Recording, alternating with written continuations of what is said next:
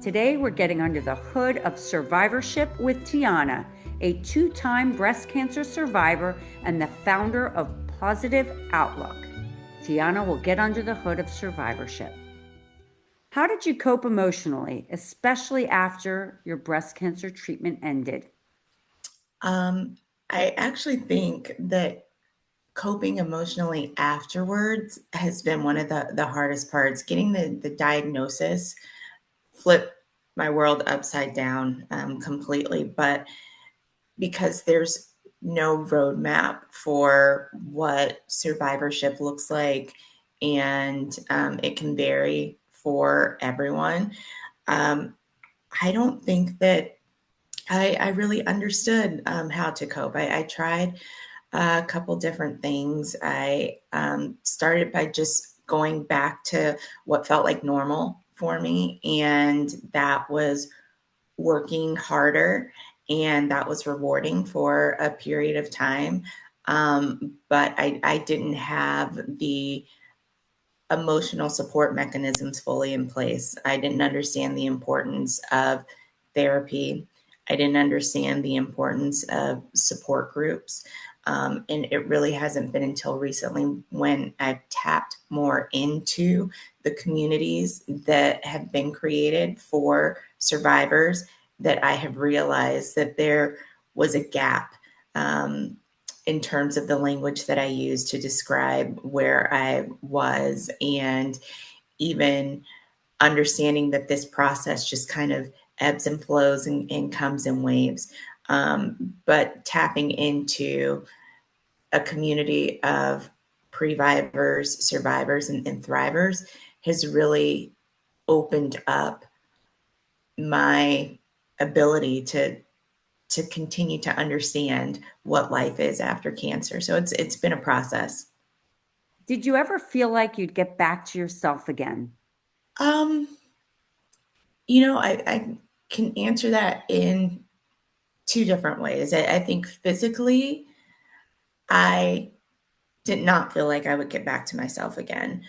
After my first diagnosis, I opted to get a double mastectomy. And the diagnosis that I had was stage 1C invasive ductal carcinoma. And my breast surgeon and I talked about getting a lumpectomy versus a double mastectomy. And for me, I knew that I would feel better just mentally by getting a double mastectomy. I didn't want the worry of a recurrence. And I was only 35. And so it just felt like the best move. But a double mastectomy is terrifying because it's almost like an amputation, and I didn't know what that would feel like or if I would be able to move my arms again. And I was nervous about lymphedema because I had to have lymph nodes removed.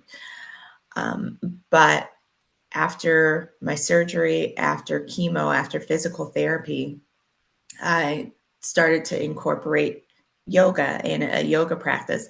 And I had never done that before cancer. And so I found that with yoga, not only did I get back to myself, um, I would say that I actually got a little bit farther because it taught me the importance of breath work. It also taught me that I could be stronger than I was before. And that was an incredible shift.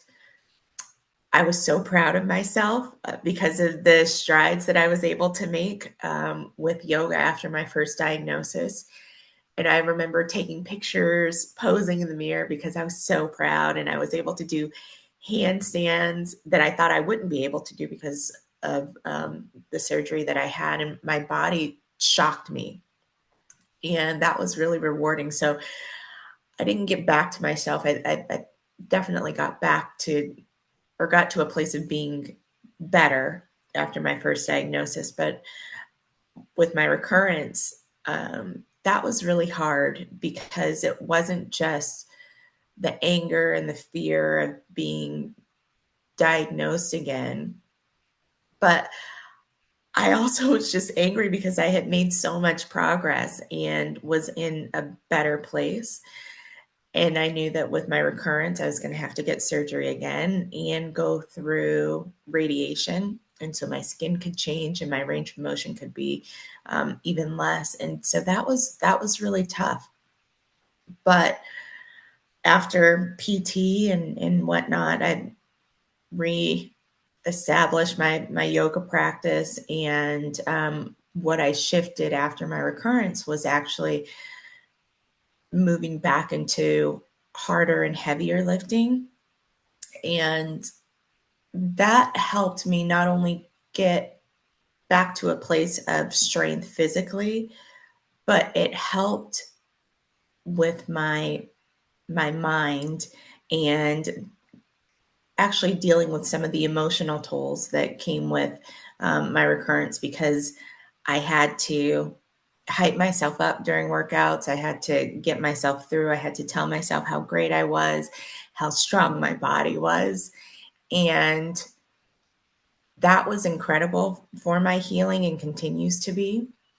And so I don't know if saying that I got back to myself or got to back to normal is even accurate, because where I am now is so different from where I was pre-diagnosis. But the steps to get there have been healing in and of themselves. How did your body change and how did you learn to accept it? My body changed quite a bit. I think after my cancer diagnosis in general, my body stopped feeling like mine. I went into autopilot and got really comfortable stripping down for doctors and nurses and interns, all without flinching. Whenever a team would come into the room, I was ripping off my clothes and we were talking about what my treatment options were going to be. All of my emotion went out the door. And so my body started to feel like something that had to be fixed, not something that was sacred or could be felt. And I think within that process, I lost a part of me. I gained strength and resilience in facing down a scary diagnosis, but I lost an inner connection to who I am.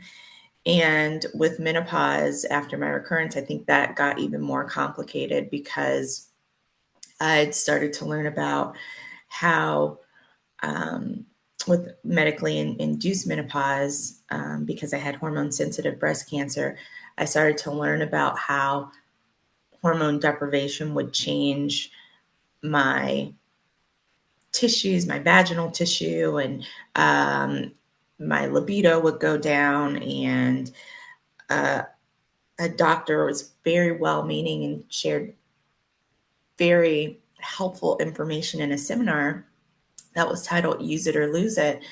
And it basically spoke on or touched on the importance of maintaining intimacy and whatnot. But that actually really scared me. And I think that um, it blew my mind and body connection out of the water and actually sent me in the complete opposite direction, because I started to feel very stressed that I was post surgery and I was still, facing radiation, and I had to maintain a consistent and robust, sex life, and that was tough. But I didn't give up and kept learning more about what the menopause journey could look like and what options were, and even what options were for cancer survivors with hormone sensitive breast cancer. And so I worked with my gynecologist and was able to get localized vaginal estrogen, which definitely helped. But I think what changed the game for me and some of the physical changes was working with a sexual health and wellness coach, Gabriella Espinoza. She's amazing, and that work was really important because she helped me reframe and understand that pleasure isn't one dimensional. It's not just about physical intimacy. It includes joy and movement and gratitude and breath work. And learning that helped me notice small things day to day that brought me joy and brought me pleasure. And really leaning into breath work helped me release tension, not just in my body, but in my mind, and a lot of tension that I was still holding from that initial diagnosis, and being the patient who was desensitized to so many eyes coming in. And so that breath work helped to ground me. We worked on doing body scans, like literally going through and kind of going into a meditation and just scanning the different parts of my body. And that helped me shift out of frustration and judgment for what had changed, for the parts of my body that had lost all feeling, and instead also notice the parts of my body that could still feel. And that helped me develop appreciation again for my body's resilience and what I could do. And that helped bring my brain back to the party. It brought my brain and my body back together. It brought my heart back into the mix. And that made a huge difference. I didn't expect to get so much healing in that space by working with a sexual health and wellness coach, but it really did help bring me back into a place of feeling a little bit more ownership over my body. How did you handle relationships like partners, friends, your family through and after it all? Um, I had a very and continue to have a very supportive community, family, friends, my partner around me, and they all gave me equal parts space and as much love as I was able to take when I needed it. Um, my my parents have been such a huge blessing in this whole process, and my relationship with them just continues to blossom with the way that they stepped in and helped my husband and I with our kids when we needed it. Um, my friends were bringing over food and blankets and taking our kids to the park when we needed it, and continue to check in and show up for me. And whenever I sign up for a walk or I tell them about something new that I'm learning or doing within the survivorship space, they show up with bells and whistles, and they're there for me. And my partner, he is he was perfectly designed for me, and we could not have gotten through this process or continue to walk through this process without the level of communication and support that we have for each other. And so I've really been blessed in this situation. What I have thought to myself, however, is that my community has been so instrumental in my healing and in my growth post diagnosis that it breaks my heart thinking about so many people who don't have the same thing, who don't have parents to call on or friends who check in on them, because I've learned in tapping in and being in greater connection with more survivors and thrivers that a lot of people don't know how to talk to a person who's been diagnosed with cancer or even has had a recurrence. It can bring so much strain to a relationship, and the amount of stress that also brings to the person who's experiencing the diagnosis is, it's hard to even put words to. And so my My goal is to just provide support and empathy to anyone who's going through this process, because um, a lot of healing comes from community, and I've been able to benefit from it. And so when I'm able to offer a chance at community to someone else, I jump at the opportunity, because it goes such a long way in the healing process. What helped you feel strong and empowered again? Um, it's been a gradual process. I think that I've realized that getting back to normal has been a combination of um, getting over survivor's guilt and being willing to ask questions when I'm not feeling right, or when I'm struggling with my mental health, when I'm struggling with some of the symptoms that I continue to deal with post diagnosis. I have become far more empowered by just making my care team my partners in my quality of life ongoing. I use my health app all the time to ask questions and have dialogue and understand what's going on with my body, and what some treatment options are that are either prescribed drugs, or I guess non uh, traditional types of approaches, utilizing acupuncture, and also meditation has helped. Um, it's it's I have so many identities after this process. I'm a mom. I'm a wife. I am a survivor, um, and I've learned that tending to all of those different identities by, I guess, asking questions, and not feeling guilty about going after my quality of life has helped me feel empowered to pursue what's going to be healing um, towards me. Do you live in fear of recurrence, and how do you deal with it?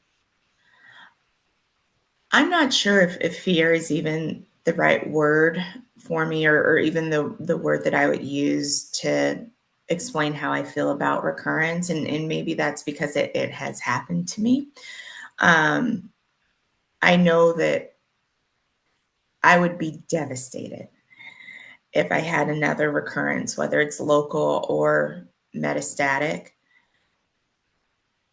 But I think I'm developing a sense of peace with that. And the fact that at any given time, I don't know what's going on with my body. I can make all of the best choices on my end to stay as healthy as possible by eating well, and sleeping, and exercising, and doing what I can to limit stress, and have a active gratitude process. But I I know that anything can happen at any given time, and so I guess the way that I've developed that peace, and the way that I stay grounded, is just by thinking at the end of each day, I've done the best that I can for my body. I have reduced the amount of alcohol that I drink. I am not perfect in any means at all, but I try so hard to incorporate daily affirmations, and to do what I can to limit stress. And with those changes, and with being intentional about the way that I feed my body and my mind, I know that if there is a recurrence of some sort, it's not because I did anything wrong. It's not because I did all the right things. It's just because that's what comes out of it, and or that's what can happen. And I think, having peace with that and trying to maximize each day is really the best that I can do, and that's the best way that I can stay grounded in this process in general. How did you manage the fatigue and side effects long term?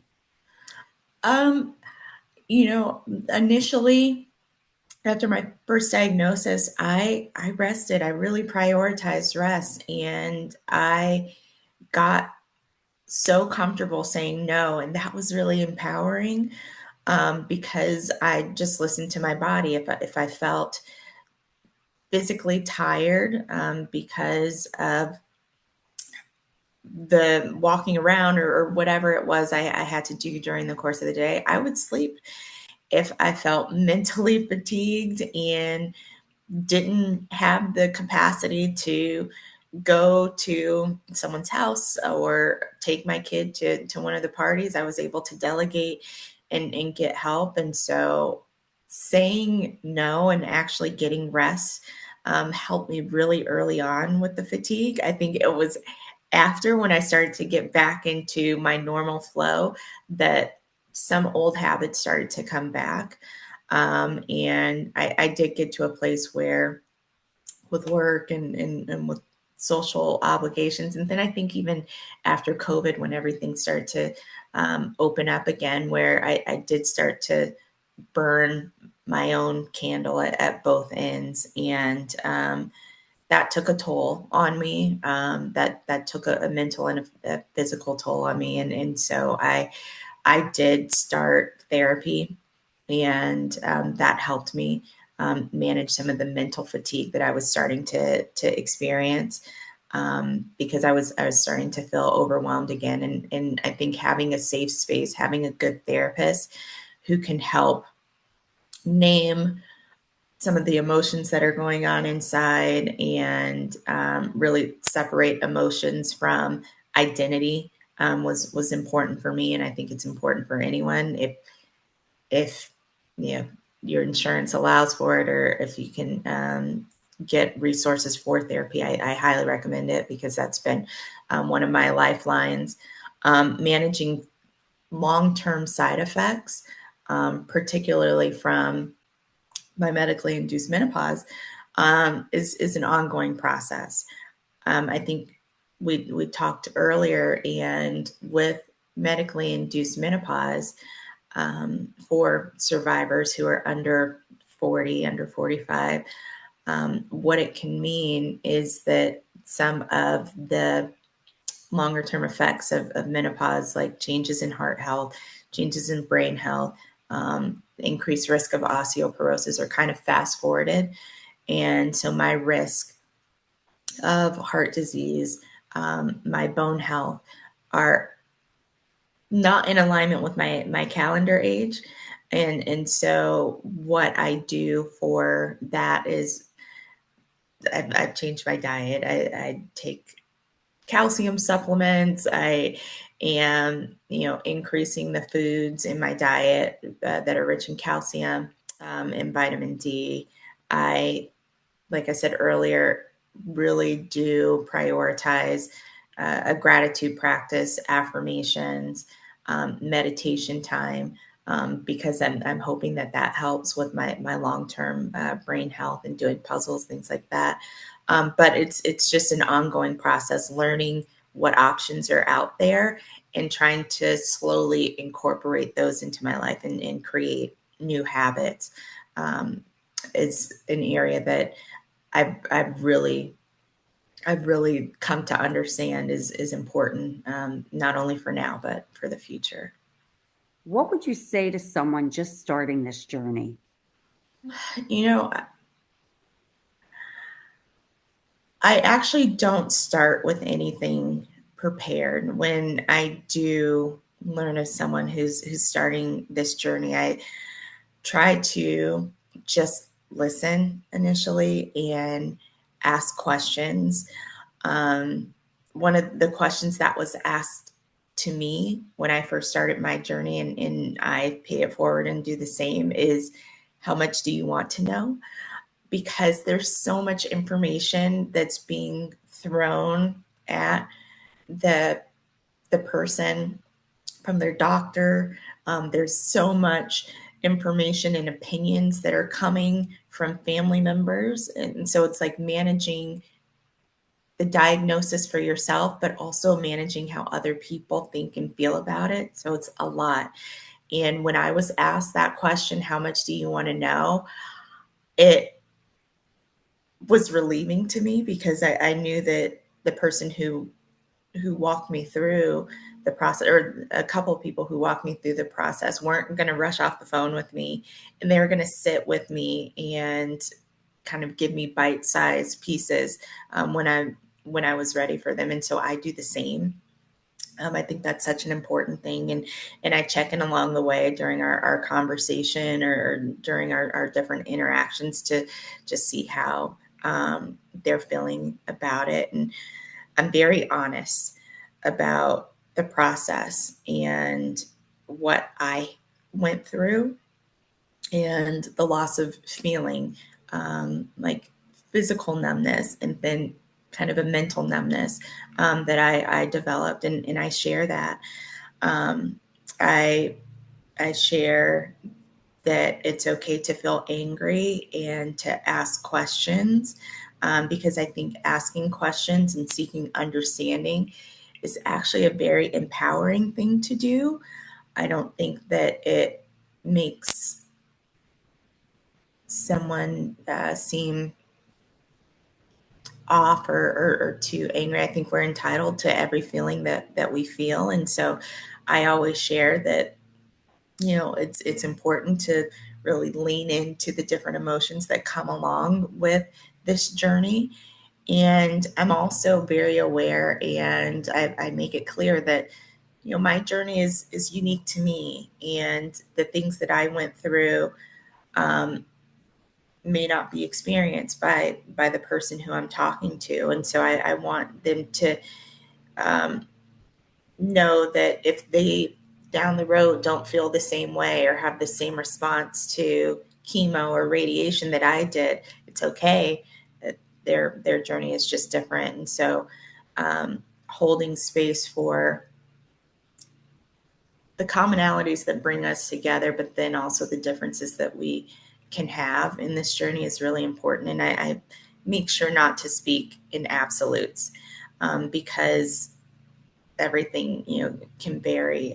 So having this conversation with someone who has started the journey is um, it's always one of the hardest conversations that I have, because it's heart wrenching and it's triggering, because I go back to those same spaces emotionally.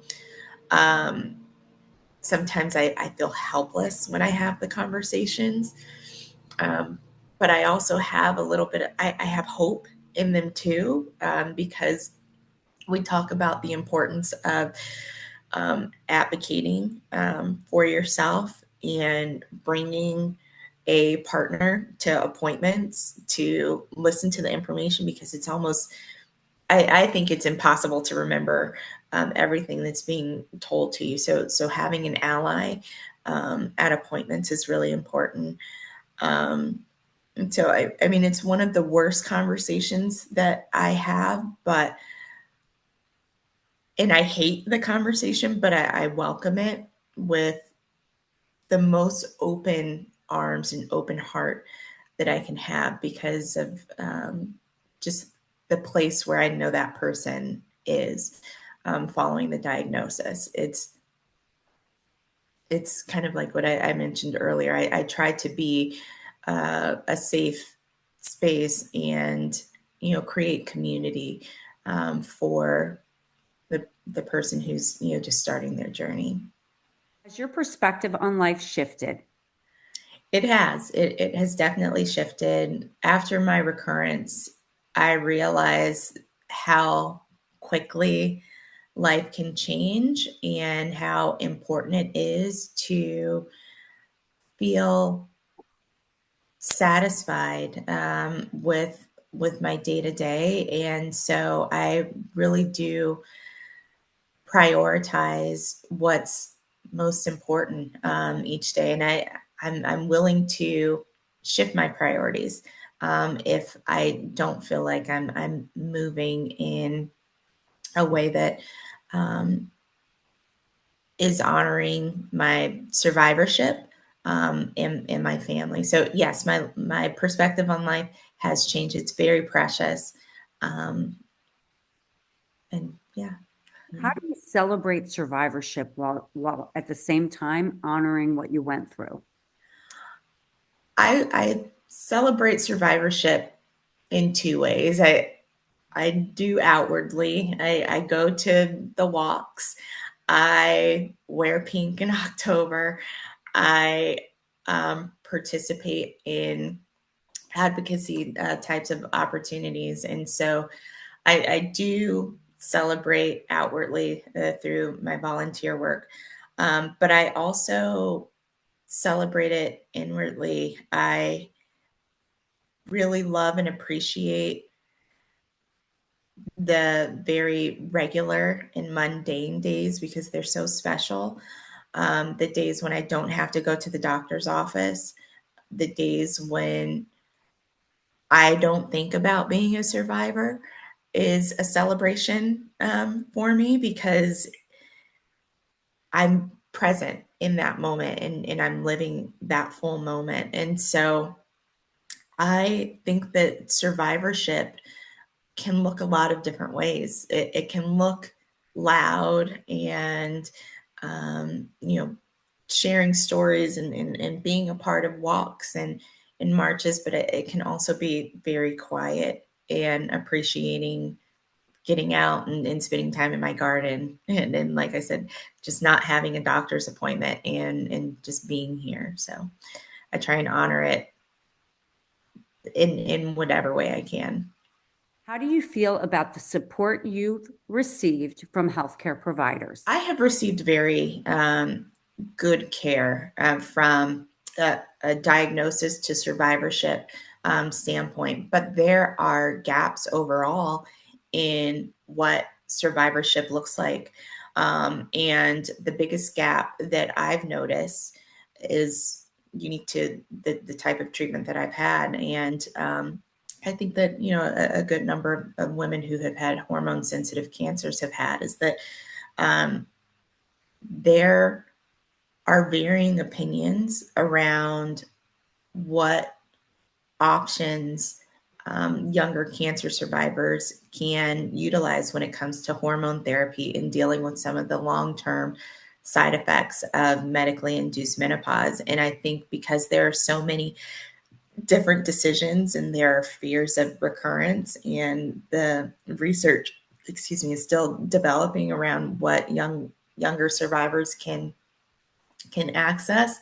Um, we are kind of responsible for putting together the puzzle pieces on our own, and I think that needs to change.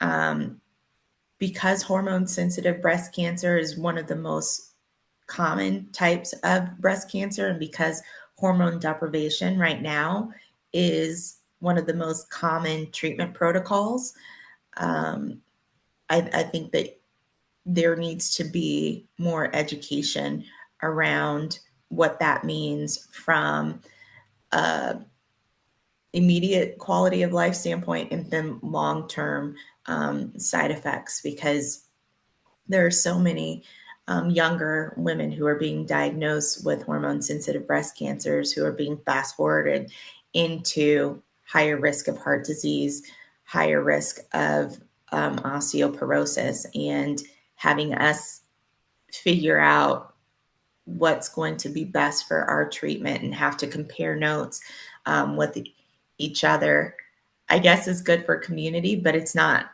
ideal for treatment. And so education is definitely needed um, for all providers. I've had wonderful providers, but there's definitely an education gap that needs to be filled. How does living, as a survivor make you feel? Being a survivor is the greatest gift, but it also comes with a burden. It's a gift because my body responded well to the surgery and the course of treatment that I had. And I am so grateful for that. It's a burden because I've lost friends who went through similar treatments and had seemingly better prognoses than I did, um, but they aren't here. And so I feel gratitude and also a responsibility as a survivor to talk about the journey and share some of the challenges that come along with it and advocate for more resources to support women who are going through treatment and support women who are on the other side of treatment, because survivorship is more than just ringing the treatment bell and being done. It's ongoing. It's living every day and thinking about if I'm doing the things that honor still being alive, if I can help make this process a little bit easier for the person who comes after me, and if I am honoring the memory of those who did not make it through. And so I'm so grateful to be a survivor, and my life is very rich because of it. But it is an ongoing emotional journey. The physical has changed. I don't outwardly look like a survivor. It's not obvious. I get comments all the time. You look great. I would never know. And it's nice to get those comments, but I'm forever changed. And I hope that in dealing with cancer twice, that I can help make a difference in someone else's journey, in the choices that my daughter might have to make, and just in the understanding of all of the different facets of what a cancer diagnosis can look like. What are some of the best pieces of advice you'd give to another survivor? Um, there are a couple of things. I think advocating for yourself is one. When I have that initial conversation with someone who's starting the journey, I tell them it's okay to get a second opinion. It's okay to seek out alternative um, modes of care. It's okay to take all of the prescriptions that your care team provides for you, but ask questions if there is a side effect or an interaction that seems off. Ask your care team, and if there's a treatment that is recommended that also seems off, advocate for yourself and explain what it is that may be driving that feeling of reservation or hesitation towards treatment in one direction or another. So advocating for yourself is really important. I think that another piece, and we hit on it just with the earlier question, is that survivorship doesn't have to look one way. It doesn't have to be loud and wearing pink and speaking out at any given moment. It can be settling into the day to day and appreciating the family and the time and the community that we have in quiet and precious ways. So don't feel like survivorship is a one size fits all type of process. It is very individual, but I think what's the most important is advocating for yourself, being comfortable with pushing for options that are going to improve your quality of life.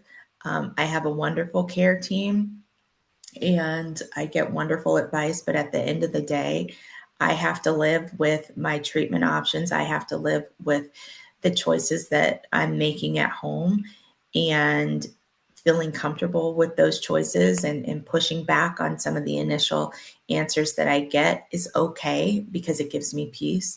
And so I would say to my fellow survivor, thriver, to do what it is that's going to make you feel best about your quality of life.